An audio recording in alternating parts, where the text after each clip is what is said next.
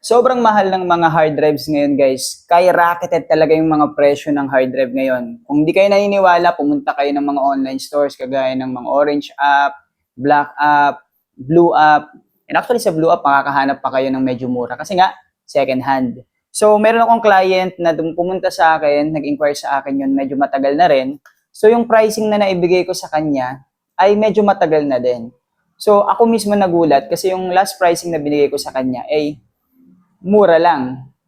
So, nung pagtingin ko ng price ngayon, as in, halos 900 pesos yung itinaas nung presyo na supposed to be binigay ko sa kanya. So, medyo nagulat din yung client natin. At since bata pa siya, estudyante, wala namang income pa, limitado lang yung budget niya. So, medyo naawa din naman ako. Kaya lang, ano magagawa ko, mataas talaga yung pyesa. Mababa lang din naman ako magpatong sa mga services ko. Wala na talaga matitira sa akin kung susundin ko yung dating presyo. So, ginawa ko, naghanap talaga ako ng mura pero wala talaga akong makita. So, meron ako nakitang nagbebenta online, kapopost lang niya nito, which is WD na green. Yan, SSD 240 gigabytes. So, ang pricing nito ngayon sa market, lalo na kahit yung hindi ganitong brand, ito kasi yung WD, branded siya. So, medyo mahal talaga to. So, supposed to be, yung 240 gig na WD green na ganda, siguro nasa 2.3, 2.4 na yung presyo ngayon. Ganun kamahal.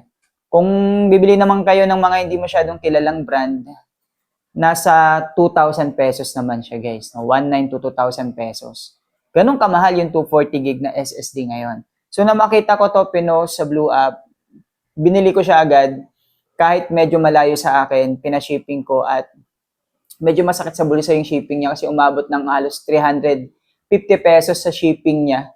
Pero ang tanong, dahil hindi rin alam ng may-ari kung okay pa ba tong SSD na to, kumbaga parang sumugal na naman tayo sa point na to para lang makamura. So dalawa lang to, kung hindi na siya okay, talo tayo doon, tapon na naman yung pera. Pero kung okay siya, okay tayo doon. Medyo makakales tayo ng konti pag bumili tayo ng brand new na local brand naman, 'di ba? So eto, WD na siya. Kahit sabihin mo second hand to, WD yan eh. Alam niyo naman pag WD, matibay talaga yan. Subok ko yan kasi yung mga hard drive ko dito, karamihan WD. So yun, tingnan natin. Papakita ko sa inyo kung paano i-check. Kung okay pa ba yung mga second hand na SSD na nabibili natin online. Paano natin malalaman kung legit pa to o okay pa siya. Tuturuan ko kayo kasi ngayon, probably marami sa inyo naghahanap din ng mga second hand para medyo makamura sa gastusin. Tara, tutulungan ko kayo dyan. Guys, sa proseso na to, para mag-check tayo nito, kailangan lang natin ng isang application. Dalawa, pwedeng isa. Itong application na to, which is yung Hard Disk Sentinel. Free lang yan, download nyo na. Hindi ko napapakita sa inyo kung paano siya i-download. Kailangan nyo rin ng ganito, o kaya ng hard drive enclosure kung meron kayo. Kasi SATA interface to, para mabasa siya ng computer natin. So as you can see, nagbi-blink, ibig sabihin binasa siya. And makikita rin nyo rin naman na lumabas na. Actually, hindi pa nga ito na format ng may-ari o may mga laman pa dito. And dito, makikita natin yung ating hard drive na nabili. Ito siya guys, so WDC 223 GB.